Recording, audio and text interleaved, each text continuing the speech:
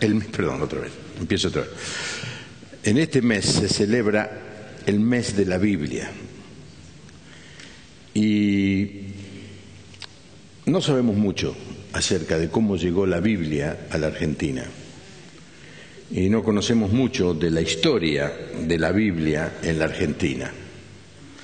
Así que en esta noche voy a ocupar este primer tiempo leyendo un material producido por Rubén del Rey, el director general de la Sociedad Bíblica, con motivo justamente de los 190 años de la Biblia en la Argentina. Vamos a ver el PowerPoint con fotos, quizás sería bueno para poder disfrutar mejor, apagar un grupo de luces. Yo tengo acá el aparato este que tiene luz propia, así que no hace falta que haya mucha luz. Y ustedes escuchen la lectura de la historia de la Biblia en la Argentina. Para comenzar con la historia de la Biblia en nuestro país, debemos retroceder hasta la llegada del conquistador español en el siglo XVI. Aquellos hombres como don Juan Díaz de Solís, que descubrió el Río de la Plata en 1516, trajeron sus ansias de riquezas y gloria, un universo de ideas nuevas y progreso para los pobladores indígenas, pero también mucha sangre derramada.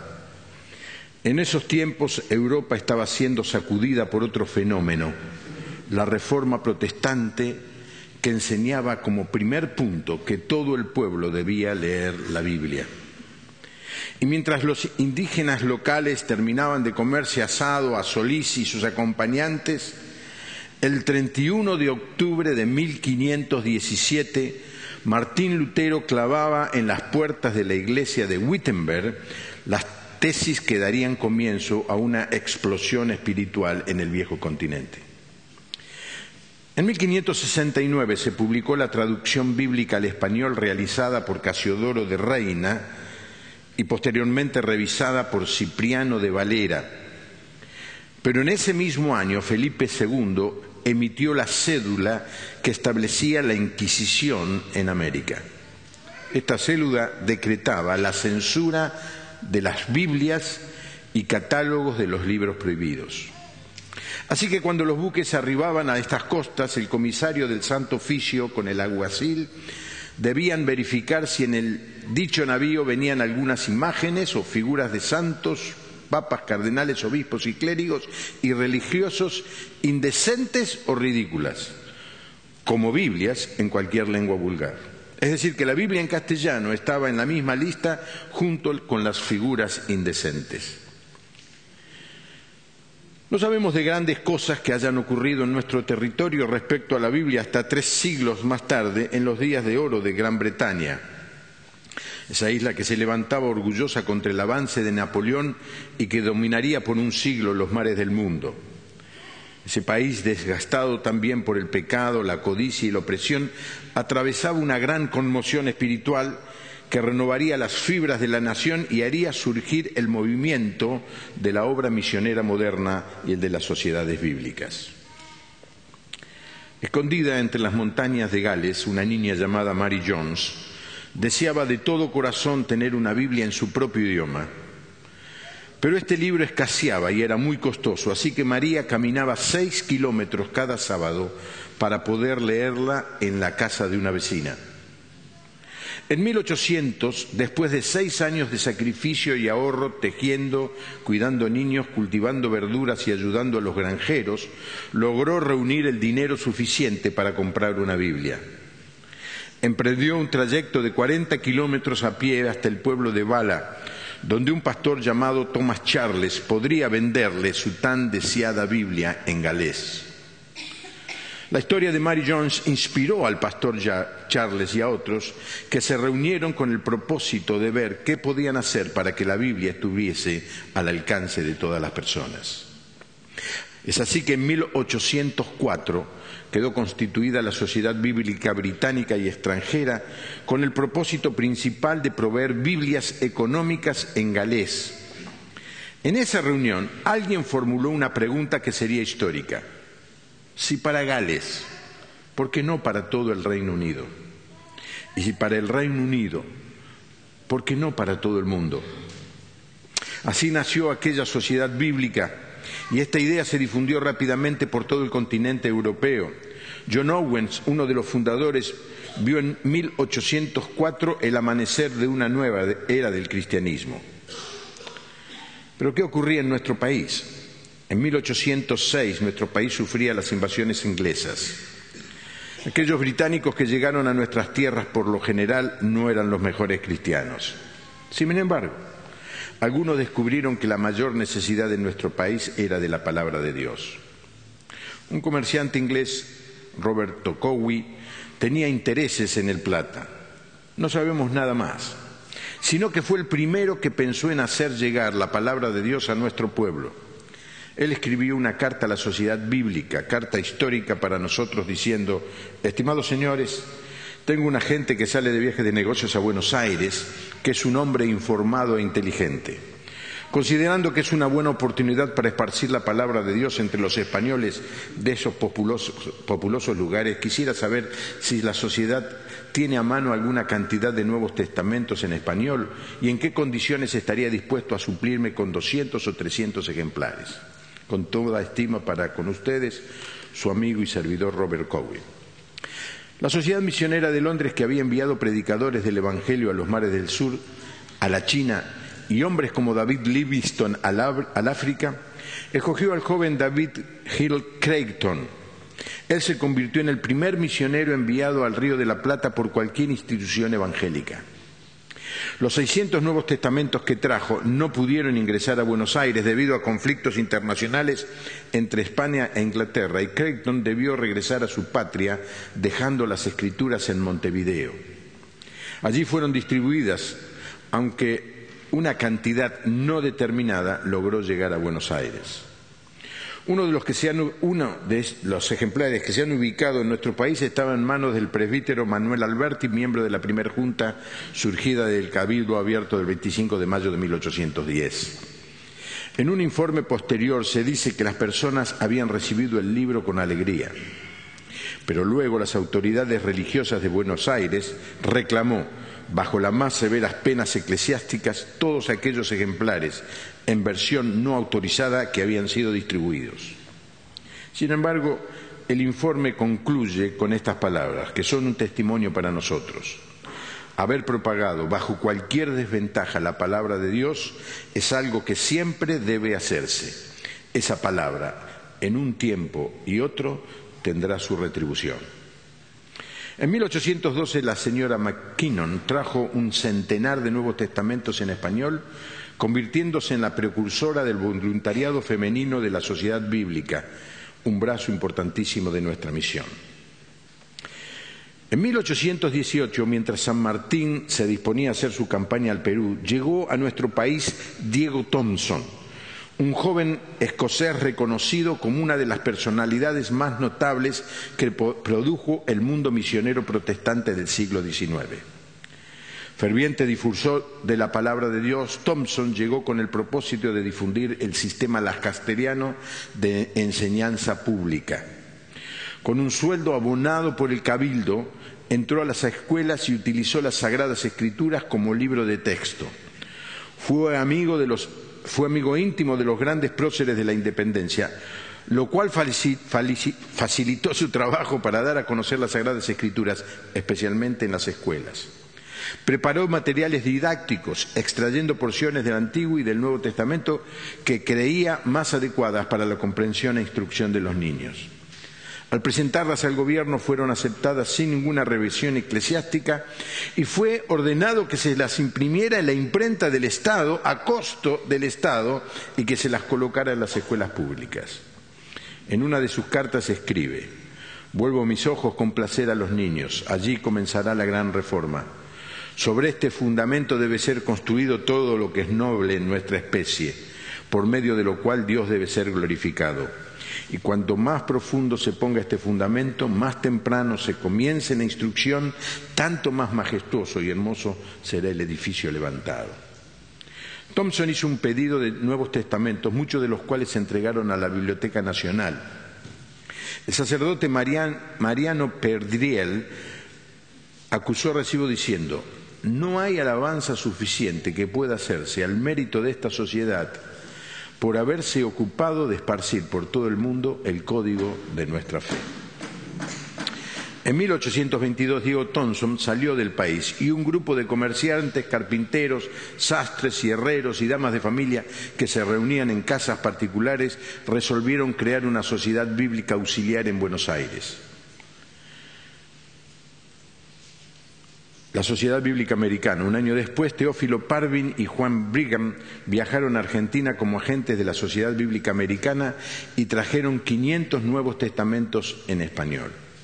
Como el tema de conversación de ese tiempo era la Constitución Nacional, fallida en su primer intento, publicitaban la Biblia como la Constitución cristiana.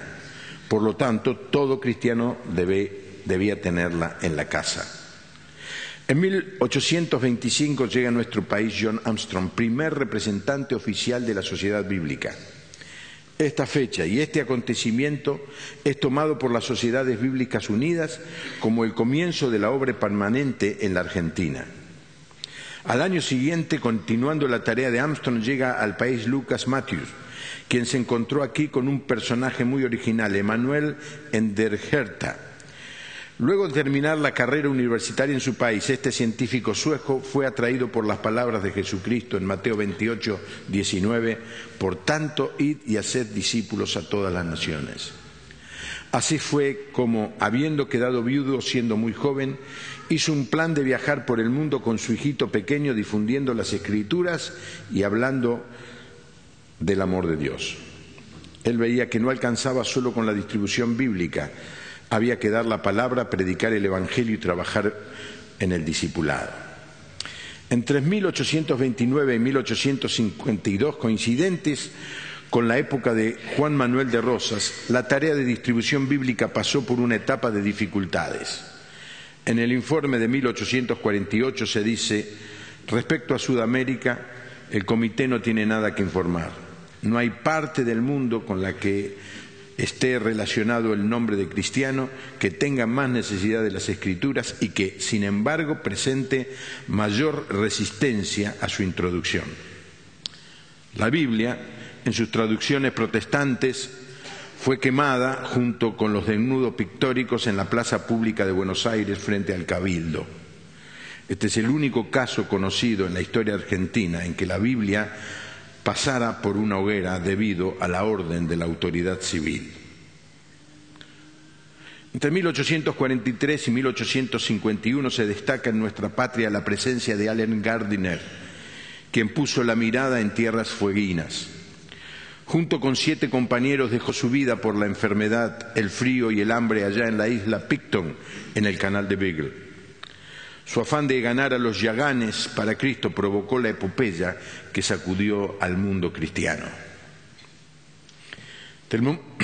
Francisco Pensotti. Desde el momento de su conversión, el inmigrante italiano Francisco Pensotti, verdadero apóstol de la distribución bíblica, vio la necesidad de recorrer el continente latinoamericano junto al doctor Andrés Milne. Ofrecían la Biblia de casa en casa, de ciudad en ciudad, de nación en nación. Su método de trabajo de 2 en 2 y de casa en casa derivó en la labor de los colportores o vendedores de Biblia que penetraron en regiones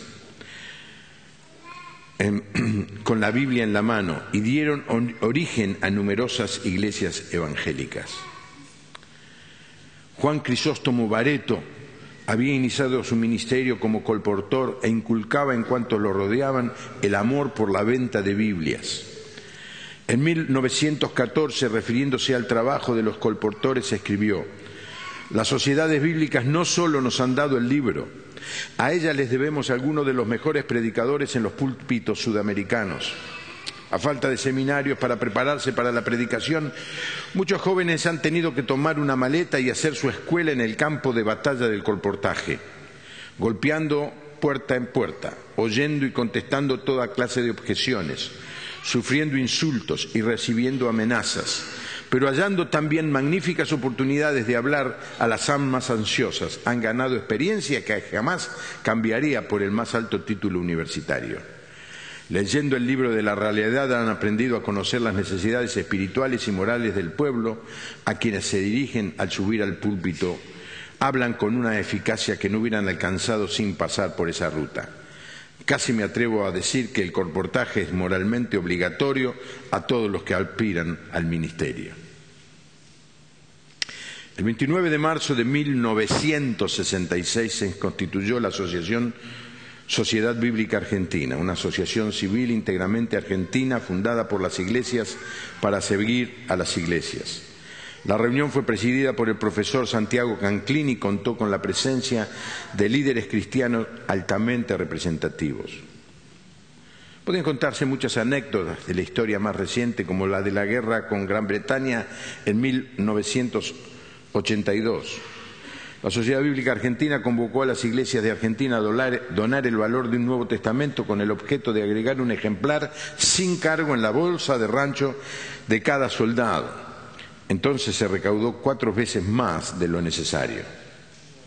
O la traducción bíblica al wichí, primera lengua argentina en tener la Biblia completa en el año 2002. O la distribución de 1 millón de Biblias para los hogares en Argentina, meta alcanzada en febrero de este mismo año. Las nuevas tecnologías representan nuevos desafíos y oportunidades para la tarea de la sociedad bíblica. Pero el desafío aún mayor que todos compartimos es que la Biblia, esa ley del Señor que convierte el alma, ejerza su influencia transformadora en la Iglesia y en la cultura. Es maravilloso pensar que la sociedad bíblica no nació con nosotros, sino que somos parte de una historia que nos trasciende, una historia de hombres y mujeres fieles al llamado de Dios.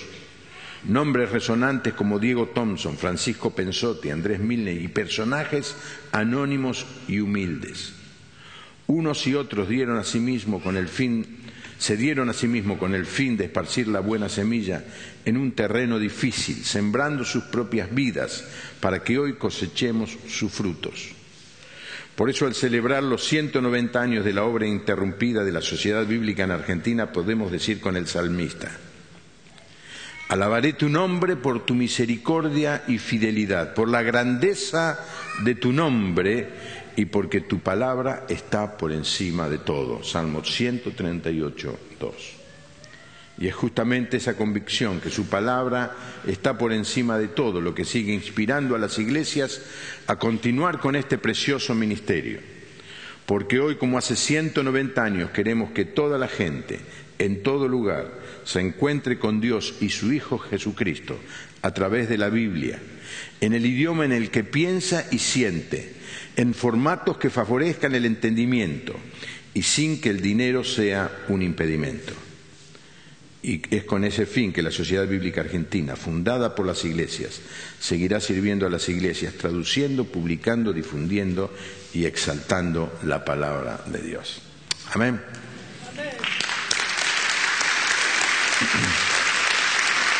Calzame la Biblia. Le voy a pedir a Fernando que toque el piano ahora, porque hicimos el ensayo esta mañana. Hermanos, nosotros somos el pueblo del libro. Dios nos dio a su Hijo y luego nos envió al Espíritu Santo, pero también nos dejó su palabra. Un cristiano debe estudiar, leer, meditar y fundamentalmente obedecer la palabra de Dios. No se puede ser cristiano y no conocer el mensaje que la Biblia nos enseña, que fundamentalmente es la persona del Señor Jesucristo. Nosotros tenemos que dar muchas gracias a Dios de que en nuestro país tenemos libertad. Usted va a una librería y puede comprar 20 versiones diferentes, con cuero, sin cuero, con dorado, sin dorado. Hay lugares donde no hay una sola Biblia, hay idiomas en donde todavía no hay un solo versículo traducido. Así que somos privilegiados y debemos dar gracias a Dios por eso, pero esto nos hace responsables. primero responsables de aprovechar este gran privilegio de tener la Biblia en nuestra mano. Es la palabra de Dios la que guía nuestros pasos. Lámpara es a mis pies tu palabra y lumbrera a mi camino.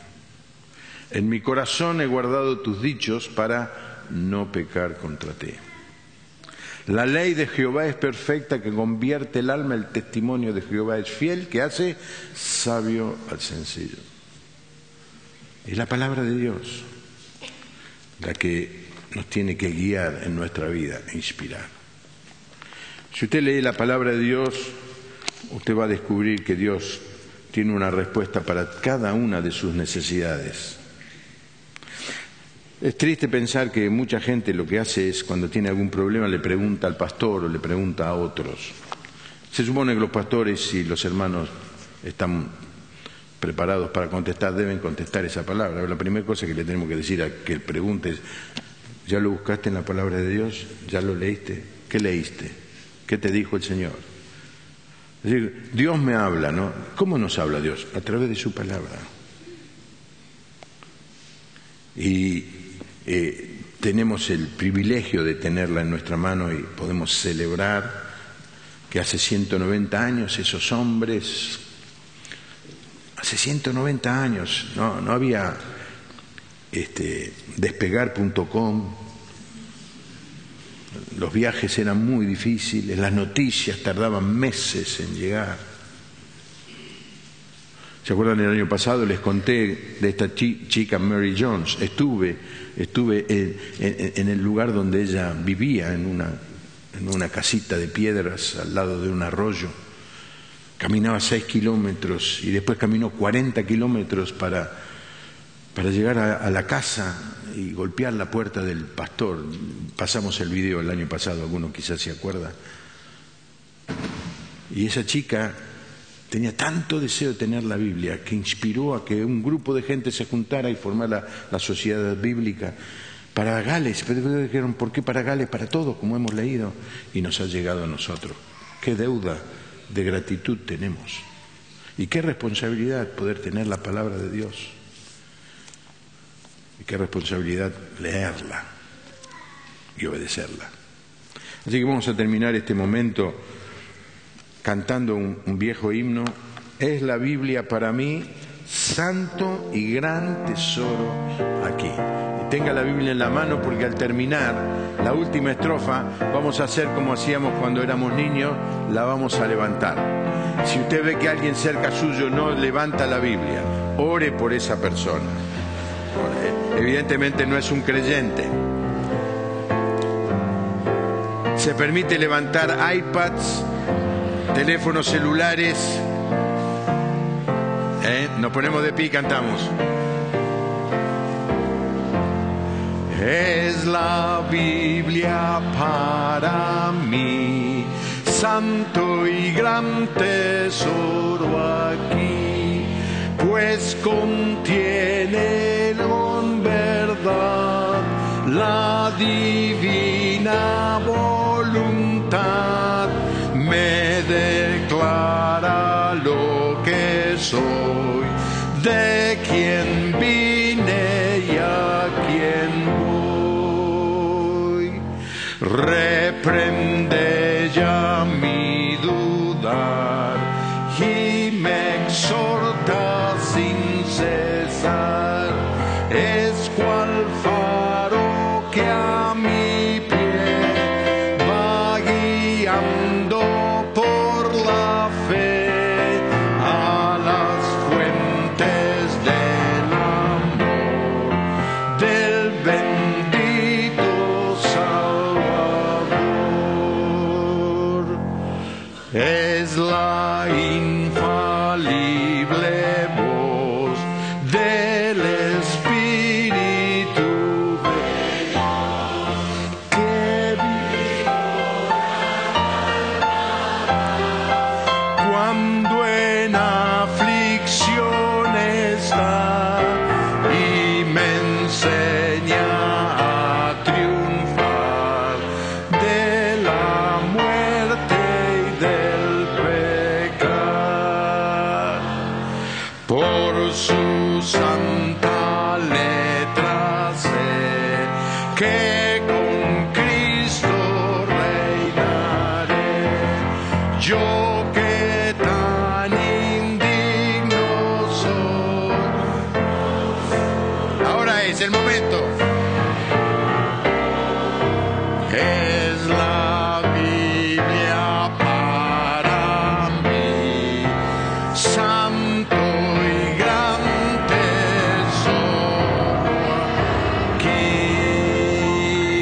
señor. Tomen asiento.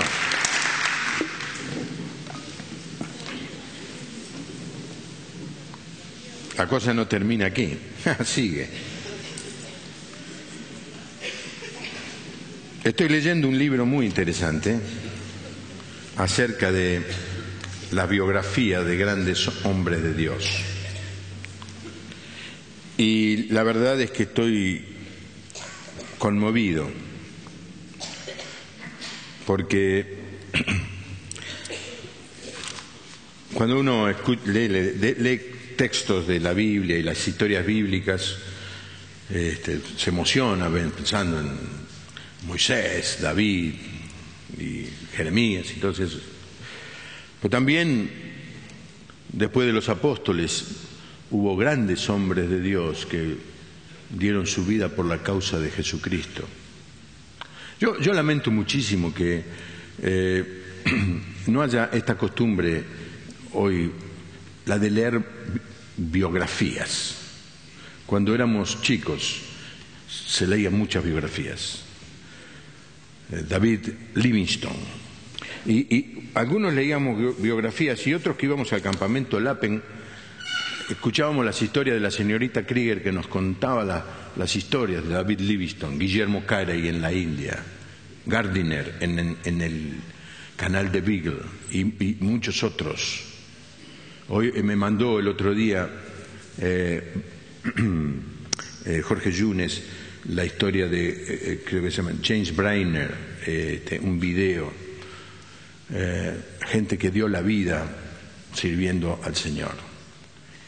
Y yo siempre pensaba que era la gente grande la que tenía que transferir la historia esta a las nuevas generaciones. Y el otro día miré mi documento y descubrí que el grande ahora soy yo, el viejo, que soy jurásico, y que es mi responsabilidad hacerles conocer a las nuevas generaciones la historia de estos grandes hombres. El viernes antes de ayer se recordó, fue el Día del Maestro. La otra semana tuve el privilegio de dar esta presentación con motivo del aniversario del Hogar El Alba. Y algunos hermanos me dijeron, ¿por qué, ya que lo diste aquí en el Congreso, por qué no lo das en la iglesia? Y aprovechando este día que no estoy haciendo algo habitual, que es leer este tipo de historias, quiero que en un ratito veamos la historia de este hombre extraordinario llamado William Morris.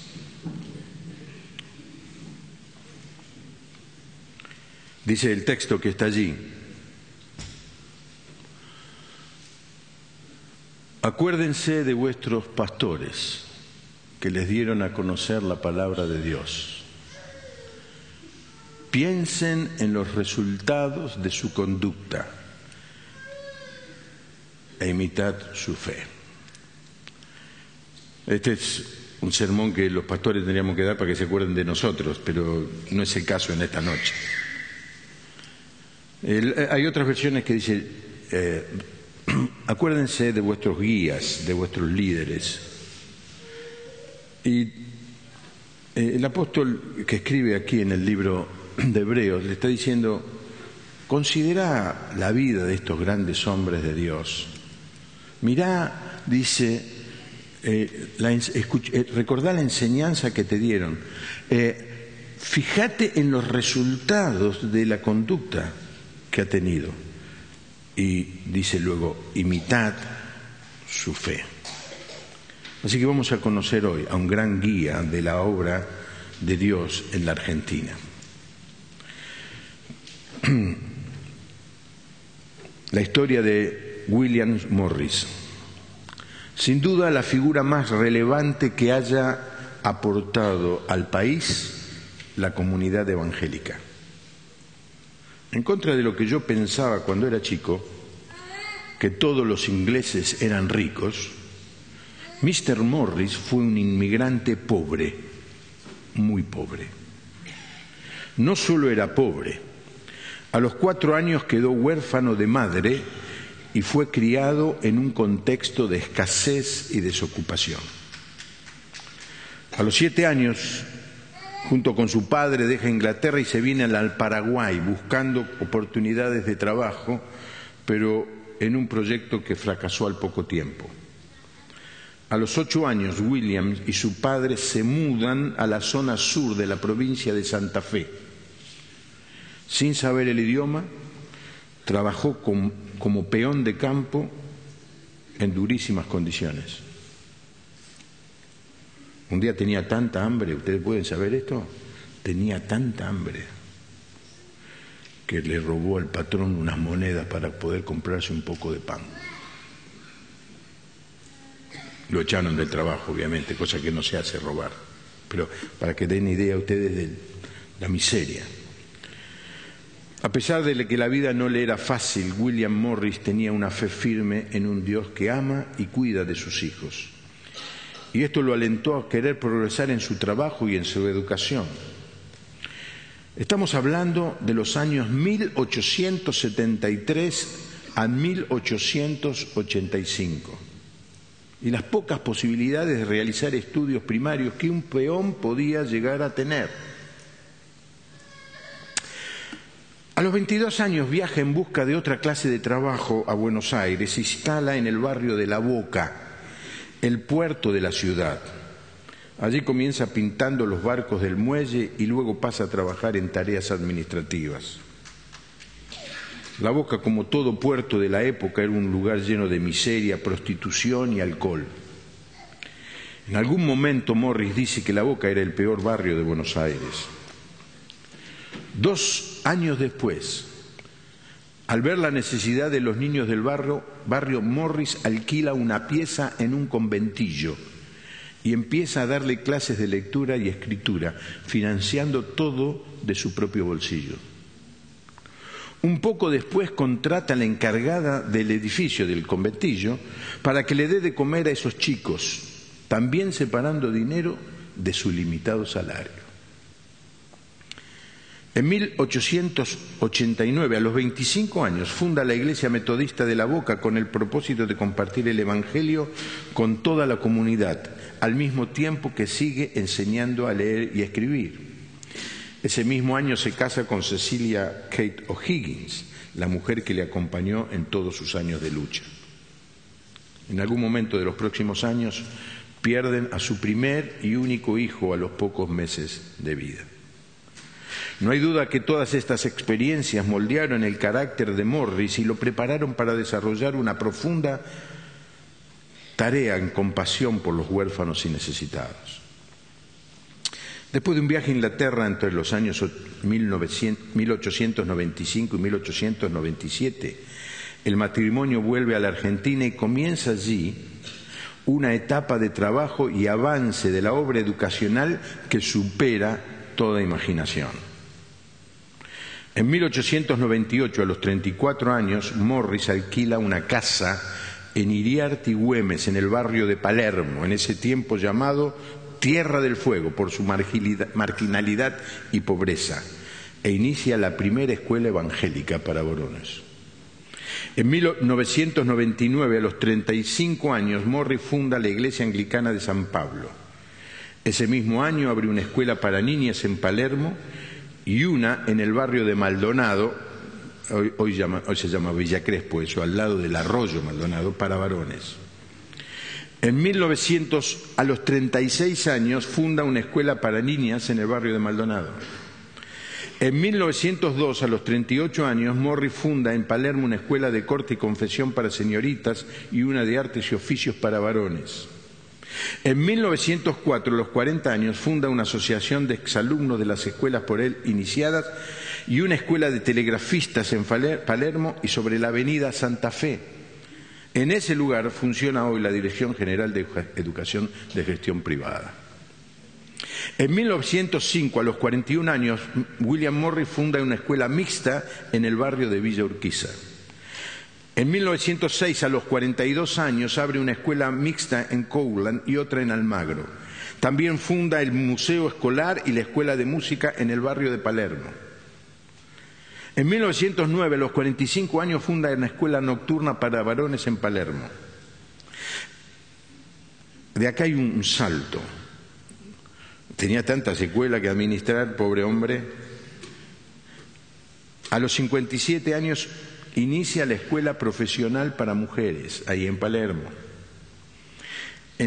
A los 58 años abre una escuela mixta en Paternal. En 1930, a los 66 años, funda una escuela en el barrio de Agronomía. Se calcula que por sus escuelas pasaron unos 300.000 alumnos. Él iba a traer, levanta la mano, iba a traer al abuelo, que tiene 100 años. El abuelo de él fue alumno de las escuelas Morris. Fue un avanzado para su época. Sus escuelas contaban con innovaciones educativas que solo serían incorporadas a la enseñanza oficial muchos años después. Morris fue pionero introduciendo en la educación la enseñanza del arte, la música, la educación física, el jardín de infantes. En sus escuelas, los alumnos usaron el guardapolvo blanco muchos años antes de que fuera ley. Avanzá porque hay una foto, ahí está. Esta foto es de un vitró que hay en la catedral, en el pueblo donde él nació y donde está enterrado, en Inglaterra.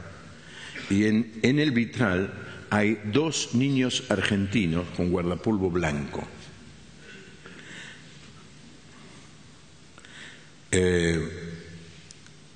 Muchos años después salió la ley esa que era obligación el guardapolvo blanco. Morris ya lo había hecho antes. Innovó con la copa de leche y el pancito en el recreo. Innovó sacando a los alumnos de excursión, usando los transportes de esos años. 20 años antes de que el Estado Nacional comenzara a preocuparse por el cuidado bucal de los alumnos, Morris ya había incorporado este cuidado en sus escuelas. Fue un avanzado de la educación. Le gustaba enseñar los valores cristianos usando frases que todos en sus escuelas conocían y repetían. Al personal le decían: trabajar por el bien de los niños es hacer algo que agrada a Dios. Una nación que abandona a la niñez abandona el futuro de todo el país. A los niños les decía: el amor es el mejor regalo que un niño pueda recibir y a la vez dar.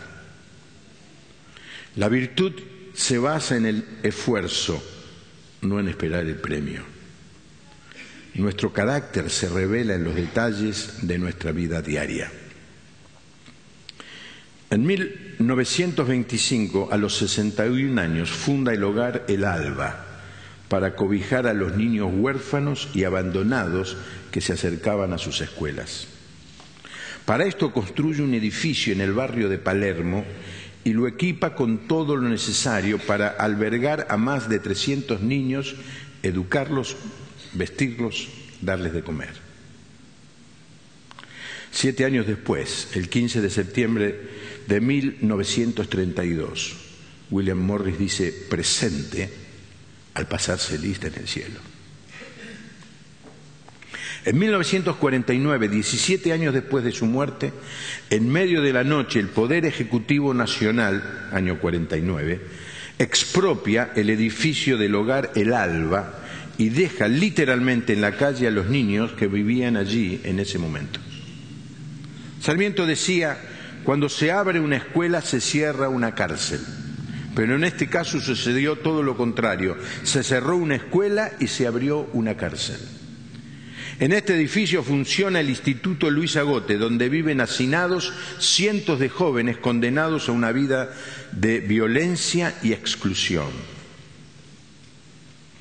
El Estado Nacional tiene el deber de restituir este edificio a la institución Hogar El Alba como un acto de justicia y porque el mismo edificio se usa para un propósito diferente al mencionado al efectuar la expropiación.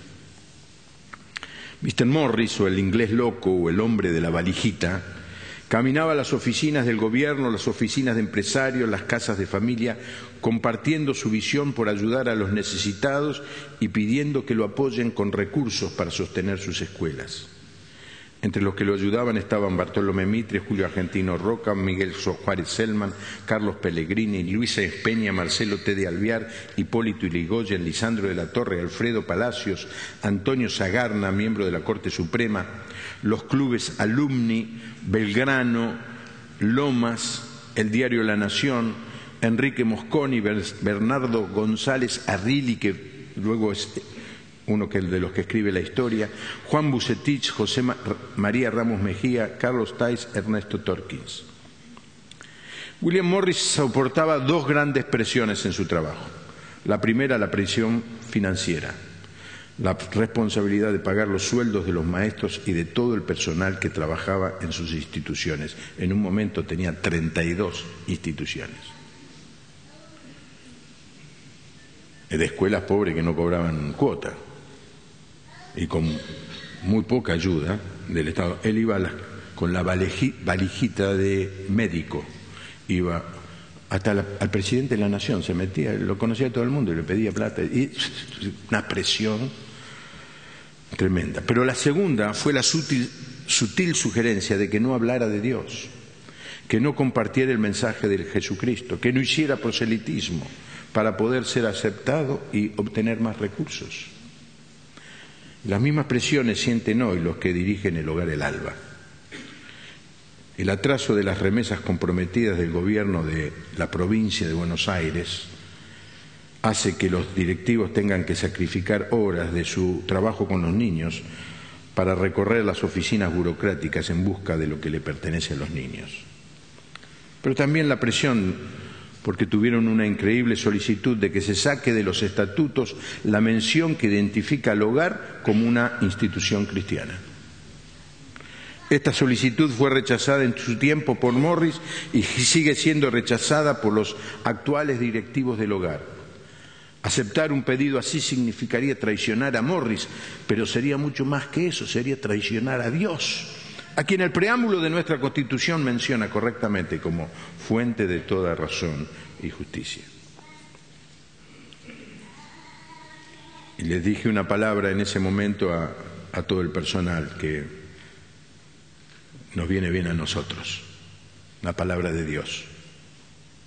Mire lo que dice Gálatas 6:9. No nos cansemos, pues, de hacer el bien, porque a su tiempo segaremos si no desmayamos. A veces da gana de tirar todo, a veces da gana de volverse a la casa. La ingratitud, la indiferencia, las críticas, los problemas, a veces a uno le dan ganas de bajar los brazos. Es en este momento cuando tenemos que leer esta palabra. No nos cansemos de hacer el bien, porque a su tiempo cosecharemos si no desmayamos. Morris decía, cuando todo fracasa, el amor vence. La frase que se le atribuye a Morris, aunque en realidad era de Moody, la frase, esa es una frase que también debemos recordar. Dice, pasaré por este mundo una sola vez. Si alguna palabra bondadosa pueda yo decir, si alguna noble acción pueda yo hacer,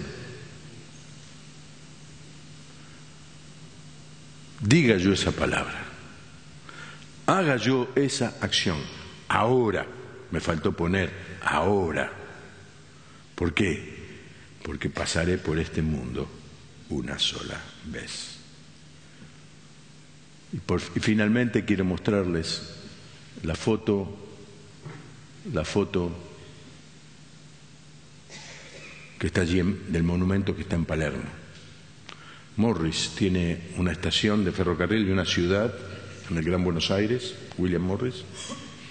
Tiene este monumento en Palermo. En muchas ciudades del interior hay calles que se llaman William Morris. En Hurlingham, ¿sí? La Plata. Pero hay algo más, mucho más. en el año 45 se filmó una película con la historia de Morris, en la que actúa Narciso Ibáñez Menta. Juan Carlos Altavista hace de uno de los niños de allí, Oswaldo Soriano. Ambos pasaron por las escuelas Morris. Cuando en el cielo se pase lista. Pocos años después de Morris, 20 años después, le hicieron una película. Impactó a la sociedad. Y tenemos que dar gracias por estos hombres de Dios. Sembraron la palabra. Y hoy me contaba un hermano que el padre de él vivía en una zona donde había un grupo de gente que se reunía y Morris, cuento lo que el hermano me contó, no me cierran bien los números, pero le creo al hermano. Morris iba y daba una clase bíblica, una célula.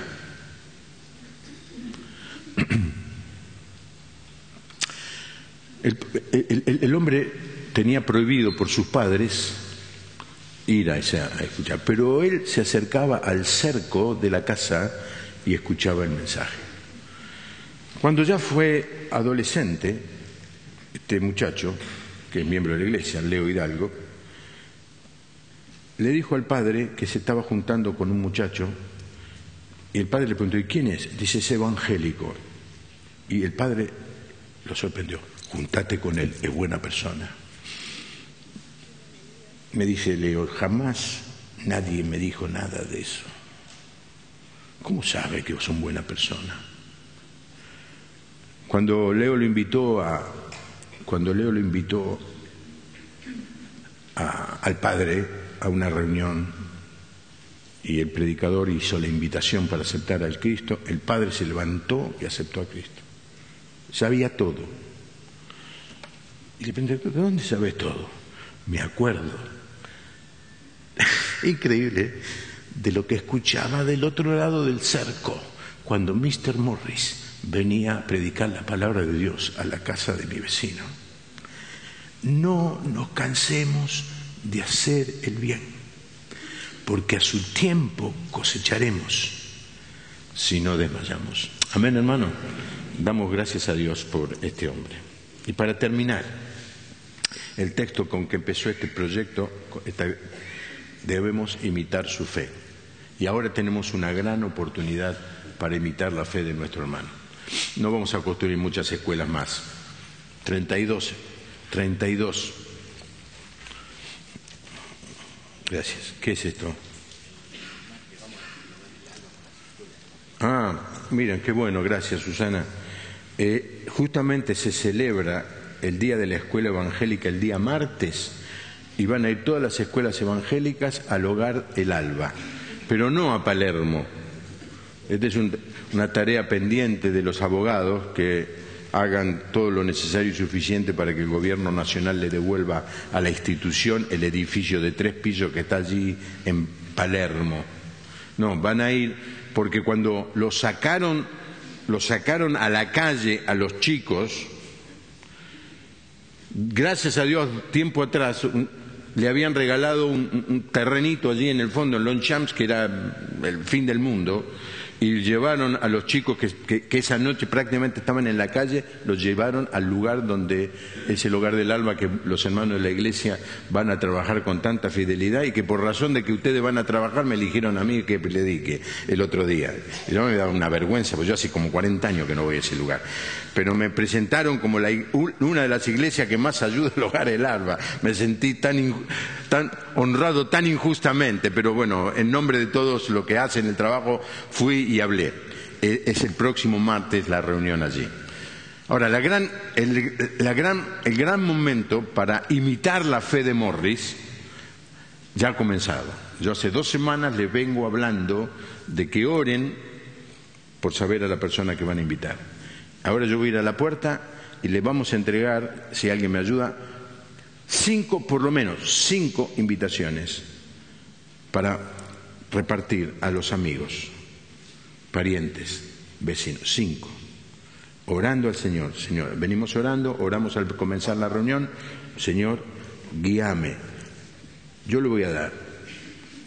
Aunque me diga que no, aunque sea duro, que se burle, yo lo voy a invitar. Y vamos a hacer esto. Y si sembramos, a su tiempo, que dice el texto, vamos a cosechar. Terminamos la reunión con una oración. Gracias, Señor, te damos por la vida de este hombre, tremendo ejemplo para todos nosotros. Dio su vida tratando de llevar tu palabra a miles, 300.000 niños pasaron por esas escuelas, Señor. Qué ejemplo, qué fe. Lo nuestro es mucho más pequeño, mucho más modesto, pero lo queremos hacer igual, con la misma pasión, la misma fe. Y vamos a llevar estas invitaciones y se las vamos a dar a nuestros amigos y te vamos a dejar el trabajo de que vos los convenzas y vos los traigas. Nosotros solamente vamos a sembrar la semilla y lo vamos a hacer para tu gloria y lo vamos a hacer en el poder del Espíritu Santo. Señor, que cada hermano se anime en esta noche y viendo como cantamos al comienzo, las poderosas obras que vos hacés, se lance a la aventura de ganar a otros a la fe. Acompáñanos, Señor. Te lo pedimos en el nombre del Señor Jesús. Amén.